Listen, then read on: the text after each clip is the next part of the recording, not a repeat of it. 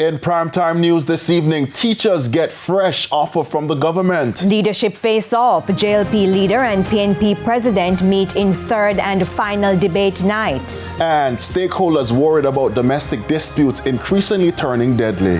Good evening and welcome to primetime news. A very special welcome to our viewers on TVJ International in the Cayman Islands and online at onespotmedia.com. I'm Anthony Lug. And I am Andrea Chisholm. Coming up, we have the business news. But Jermaine Brown is here to give us a preview of what's to come in sports.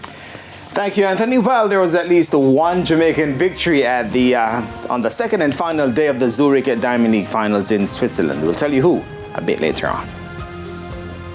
And we also have, the weather report and forecast. And Romaine Robinson is here with a preview. Thanks, Andrea. Now, over the next few days, we are expecting slightly drier conditions, especially as we move into tomorrow.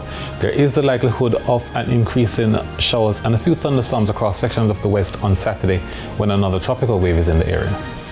Looking forward to that. It's been extremely hot these last few days. There's also sports commentary and E-Prime in this newscast. But before the break, the feedback question. This evening we're asking, which issue are you most interested in hearing about during tonight's leadership debate? Share comments online at facebook.com/televisionjamaica and post on X at TVJ News Center. And that's our feedback question on the screen.